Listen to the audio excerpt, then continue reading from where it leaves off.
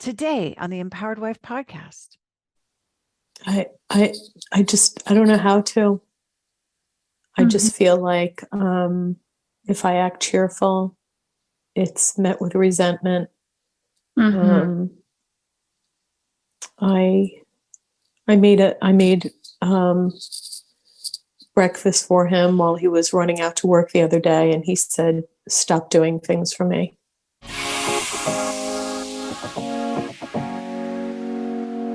Welcome to the Empowered Wife podcast, where it's all about fixing your relationship without your man's conscious effort so that you feel desired and taken care of and special, even if your relationship feels completely hopeless.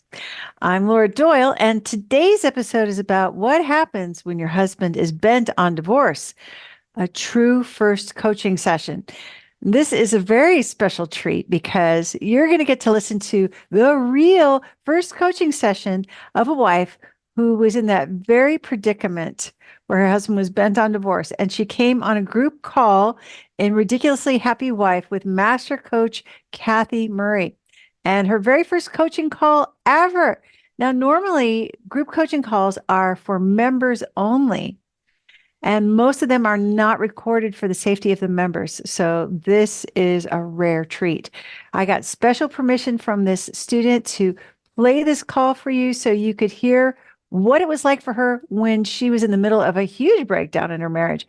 But first, I'm going to share the scary New Year's resolution that will actually fix your marriage. Because if you're anything like I was, this isn't the first year you've made a New Year's resolution to improve your relationship. I said it year after year because I was so stuck and didn't know what to do to get my husband to pay attention to me, to be more affectionate, and to be more responsible. But this new year, your marriage can actually be different. And I don't mean because you're going to try harder. That never works, but it is very tiring. I'm tired just thinking about trying harder. And going to counseling won't make this year any better than last year was, in my experience. Many couples who get marriage counseling, they end up separated or divorced anyway. And it won't be because you decided to be more giving and supportive of your man. I know you hear that everywhere, but in my experience, that's not the road you want to go down in this new year. But if you want your marriage to last and thrive, and who doesn't want that? Here's what changed everything at my house and will make your relationship vibrant and shiny this new year. Find a safe place to share your pain.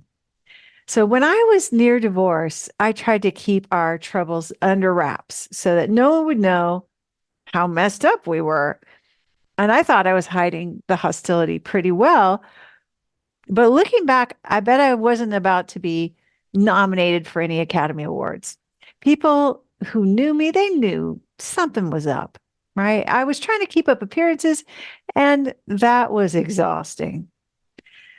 It wasn't until I started telling the truth to some of my friends, embarrassing and shameful as I thought that the truth was, that I got the breakthrough that I dreamed of. When I finally admitted to some close friends that there was no sex, that we were having cold wars for days, and that I thought I made a mistake when I married him, I was terrified that I would be kicked out of the tribe and left for the wolves.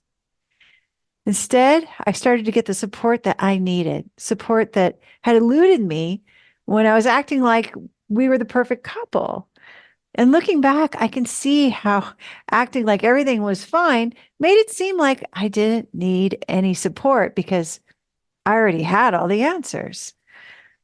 For me and for a lot of wives I've talked to, there's magic in living out loud and telling people I trust the truth about where I'm feeling hopeless or broken or overwhelmed.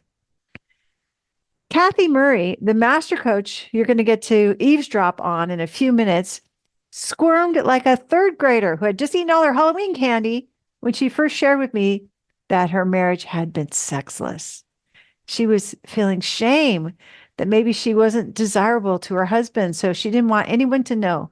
But trying to keep up appearances wasn't working for her either. So she took a risk and shared the truth with me.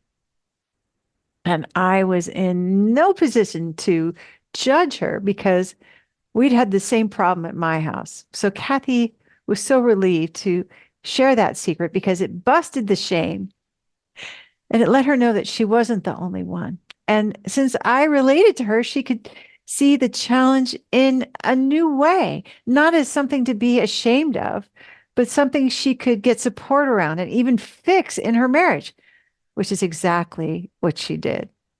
And there was so much healing in sharing vulnerably with me that she then shared the same thing from the stage, live, with a whole audience of strangers. And that was freeing too. That's why she also shared that tender information about the inside of her marriage with the BBC, who featured her in their 100 Women series. And guess what? It went viral on several continents. And now the entire world knows about the inner workings of Kathy Murray's marriage when it was at its worst. And today, Kathy not only has the marriage of her dreams, but living out loud has been crucial for her for saving so many other marriages around her. She's an incredible inspiration to so many. And none of it was possible until she opened her mouth and told the truth. But she's not the norm. There's a divorce every 13 seconds in the United States. And all of those divorces started out as hopeful marriages, full of promise, full of possibility. And then things went kablooey. So if you've suffered in your marriage and felt lost and wondered what to do about it, you're definitely not the only one. You're not the first to worry that you may need to divorce, that it may be hopeless, or that he may divorce you. But being another statistic, that's no comfort at all. Being part of a club of women who have felt the same way as you and are now enjoying a great connection and tenderness and laughter, however, that is inspiring. If you hang out at the hair salon, you're probably going to get a haircut. Hang out with the women who are learning and have learned to create connection, tenderness, and passion, and that will rub off on you too. I've found that the environment I put myself in matters. I'm a social creature and I feel safest and strongest when I'm with a like-minded tribe. So joining a club of wives who have been in the doldrums with their relationship and are now getting love letters every day, or hearing how pretty they look in their pajamas while they're petting the cat or being whisked away on romantic getaways, it's powerful. One such club is the Ridiculously Happy Wives program. That's what we do in there. We admit the painful things that are happening at home, and we share what worked to transform that situation. The Ridiculously Happy Wife is a group coaching program and a community of like-minded women who are all focusing on using their formidable feminine powers to make their relationships playful and passionate. Now, some Ridiculously Happy Wives just arrived at our campus, and many have been practicing the 6 intimacy skills along with the connection framework for years. All of us have committed to becoming our best selves so that we can have the best relationships. That's what it means to be a member of the Ridiculously Happy Wife program, that you're learning and practicing skills that nurture intimacy while you're being authentic, being your real self in your relationship to make your marriage last and thrive. Some women joined Ridiculously Happy Wife right when everything looked the most hopeless. There was an affair. There was a separation. The divorce was pending. Others just knew it could be better. They just wanted the sizzle back. All of them find a sisterhood of women who support them, making their relationships magical. I'm so grateful to belong to this club and to the community of relationship coaches as well, because having that support is what finally gave me the marriage I have now. Just as runners have running clubs and speakers have speaking clubs and investors have investment clubs, I want to belong to a club that supports me in having an amazing, vibrant marriage forever. If I were just starting with fixing my marriage, knowing what I know now, my New Year's resolution would be to give myself the support of a like-minded community full of women who think that marriage is important, because it is. And that's exactly what I wish for you and yours in the new year. Happy New Year. Let's make it a playful and passionate one. Now, here's the treat that I promised you. That session happened to be with Master Coach Kathy Murray. Thanks for your courage and for letting me share this vulnerable session on the podcast. I'm so grateful.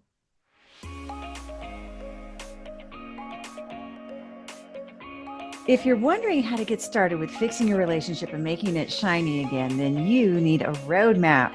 Get 6 simple steps to follow that will set your relationship up for success. Discover 3 common mistakes that wives make trying to fix their relationship that just make things worse when you download my free Adored Wife Roadmap. You can do that at getcherished.com. Go to getcherished.com now to get your roadmap in minutes.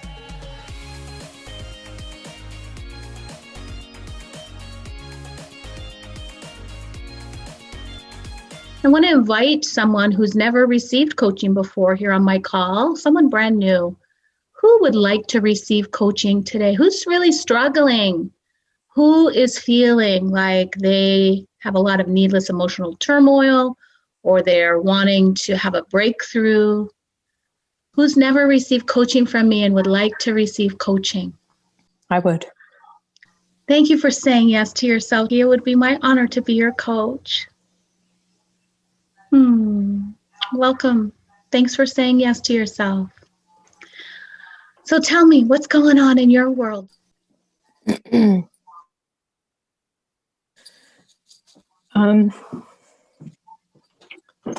my husband has resorted to ignoring me. That's painful. Yeah.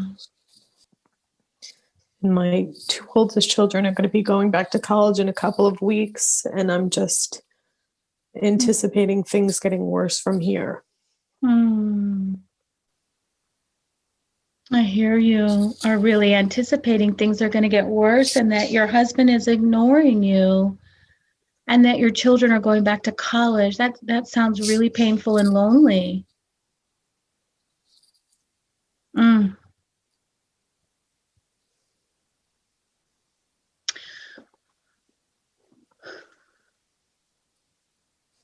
If you had a magic wand, how would you like things to be at your house? When he comes home from work, he's happy to see me. And doesn't just go running to our bedroom to be alone. To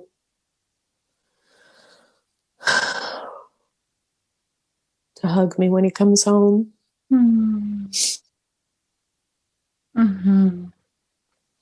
Beautiful. To be a participant in the family and be happy when he comes home and want to engage with us and socialize with us. And what do you think is stopping you from creating that level of intimacy and connection that you're wanting? I don't know how to. I just feel like if I act cheerful, it's met with resentment. I made breakfast for him while he was running out to work the other day, and he said, "Stop doing things for me." Ouch. Yeah. Whew, that's painful. Yeah, I really hear that. You just don't know. And that when you act cheerful, it's met with resentment. And when you make breakfast or any other kind gesture, he tells you not to do those things for him. Yeah, wow, that sounds very confusing. Here you are wanting to be a good and happy wife, Is that right? Yes. Mm-hmm. Wow, I can so relate. I wanted to be a really good and happy wife too, and everything I was doing wasn't working. So I have been in this place of where my husband was ignoring me for days and weeks. We were actually in a really, really cold war in the same house. And a lot of my focus, probably 99% of my focus, was all on my husband's paper, trying to get him to notice me or pay attention to me or receive my gestures or hug me or greet me. I totally can relate to this yearning, this longing, this wanting of attention and affection. And no amount of asking for it or crying or begging worked for me. And it was a lonely place. I really see how painful this is for you. And I just want you to know you're not alone.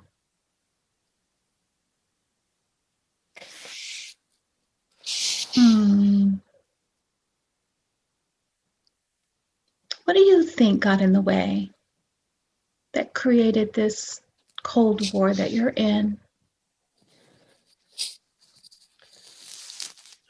We had a fight right when pandemic started. Mm-hmm. I found him corresponding with a coworker, and I called him on it. Mm-hmm. Oh, and then a day later, he said he wanted a divorce. That's painful. I really hear that when the pandemic happened, that you found out he was corresponding with another woman and you called him on it. And that's what led to him saying he wanted a divorce. That's painful. And so we've just been more or less locked up like everybody else. Mm-hmm. Except that he's really good at self-care. He goes out, he plays tennis 5 to 6 days a week. He's all about taking care of number one.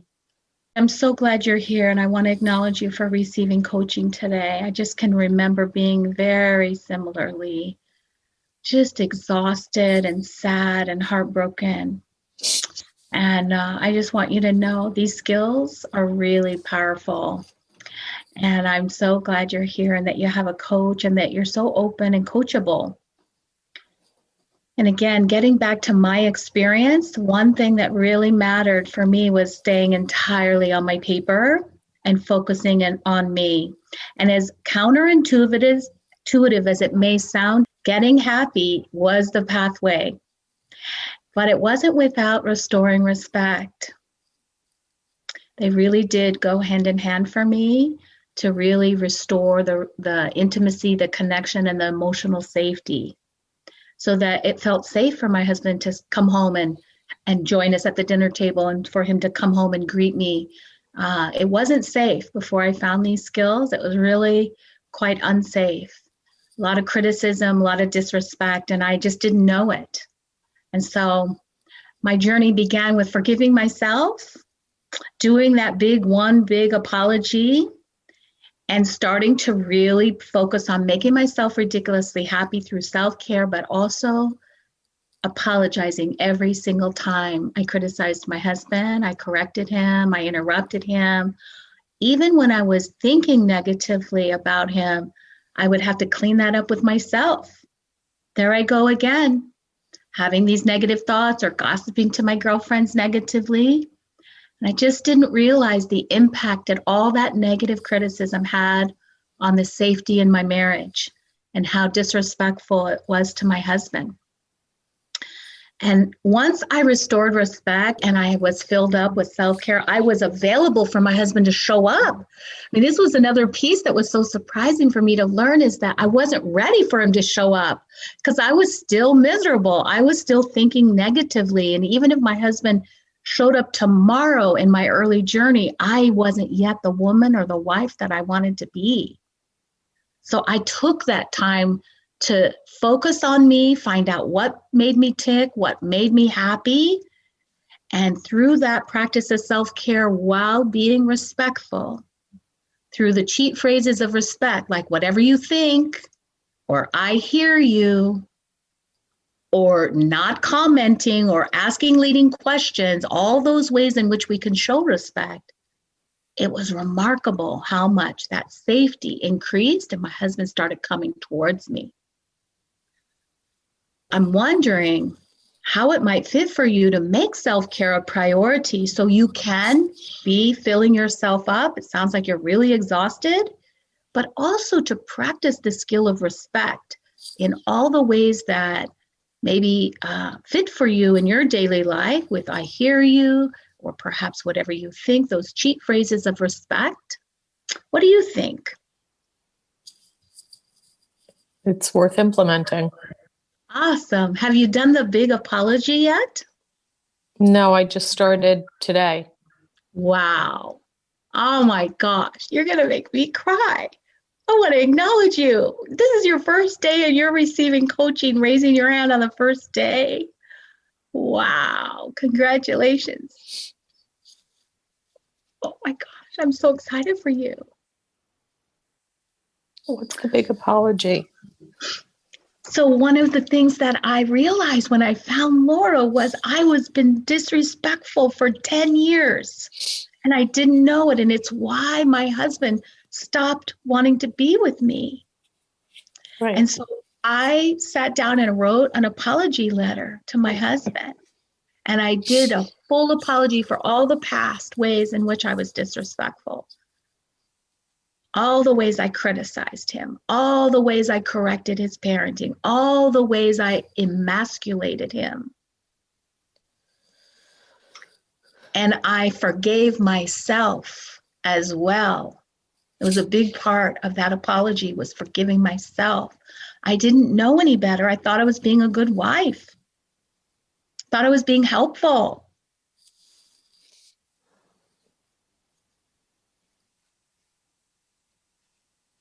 And my husband received that apology very, very generously. He really forgave me. In fact, it's one of the ways in which I invested with Laura was I said to my husband, I would love to learn how to be a respectful wife. Because I really saw how disrespectful I was. And that was what was costing me the intimacy and connection and the safety in my marriage.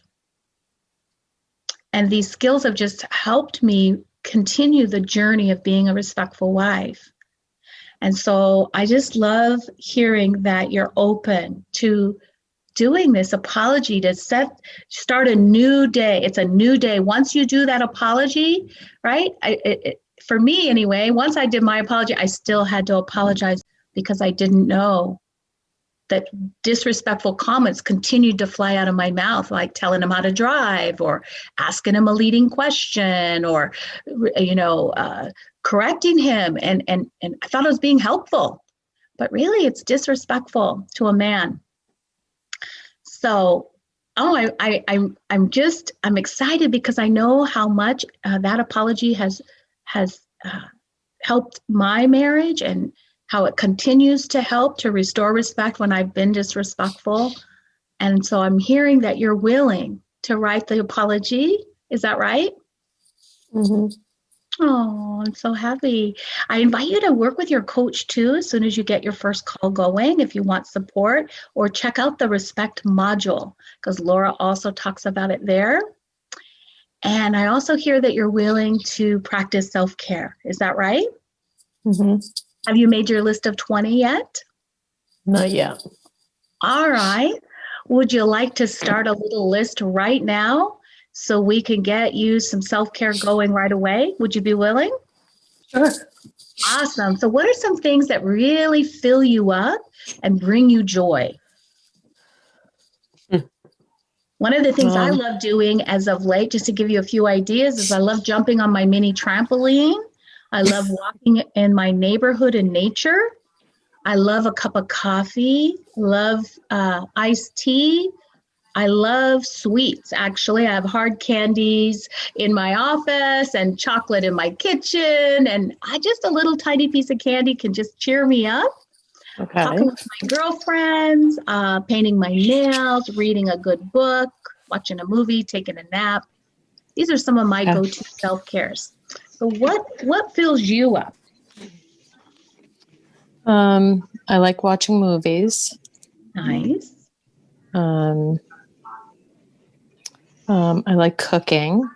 Nice. I like shopping. Mm-hmm. I like walking the dog Nice. when it's warmer out. Yeah. I like talking to friends, Mm-hmm. having lunch with friends. Mm-hmm.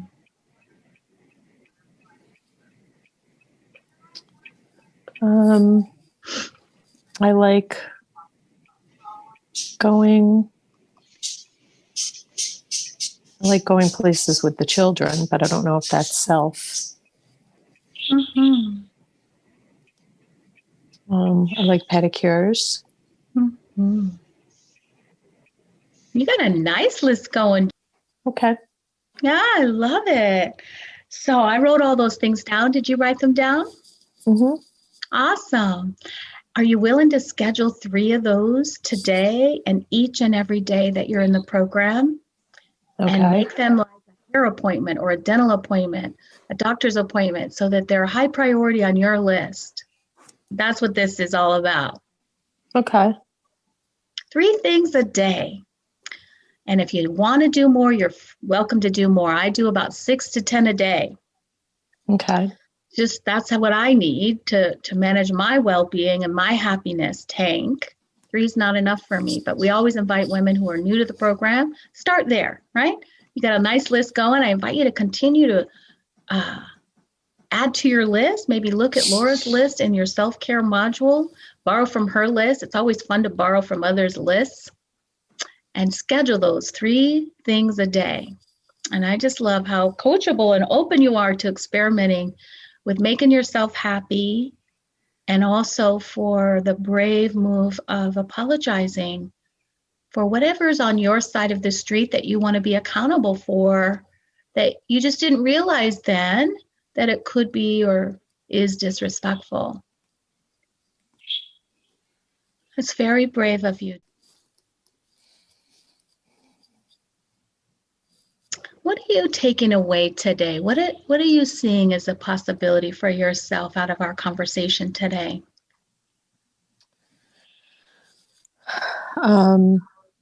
Maybe rethinking how I communicate in terms of making it feel unsafe at home. Speaking more mindfully. Maybe doing a deep dive into creating an apology letter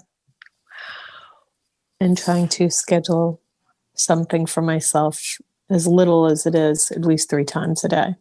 Wow, I'm impressed. I'm so inspired the way you just willing to deeply dive into your apology, and sounds like you really want to have it be heartfelt. And I just love that. And I love that you want to bring things a day to your life that is just for you. Yeah.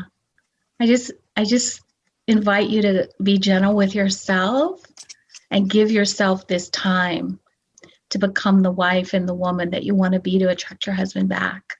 You can do this. It's really, really in your hands. And I'm so excited for you, actually. I love your takeaways. Thank you.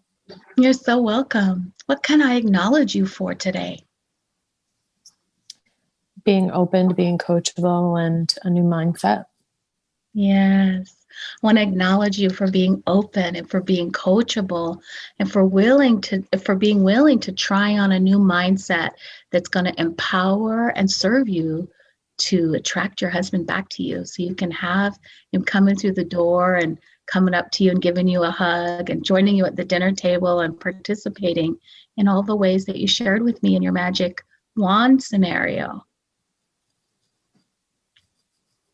Thanks for being our client today and being so brave and going first. It says a lot about your commitment that you came to your first call on your first day and you got coaching. And I'm pretty inspired. I can't wait to follow your story and continue to stand for you. I hope you've scheduled calls all week long.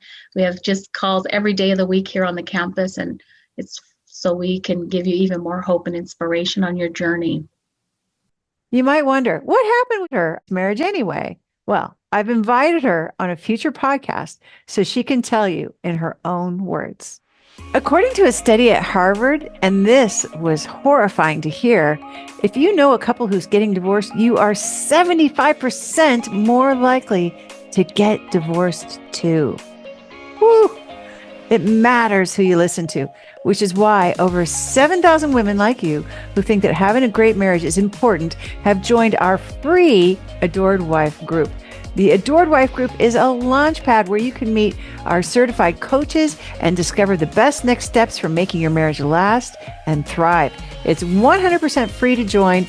Just go to lauradoyle.org/group right now. This is a private group and it's not for everybody, but if you are a wife or girlfriend who thinks that having a great marriage is important too, we'd all really like to meet you. So go to lauradoyle.org/group right now to join us free. That's lauradoyle.org/group.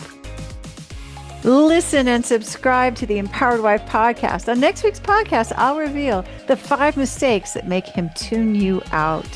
And in the meantime, I hope you're having lots of fun.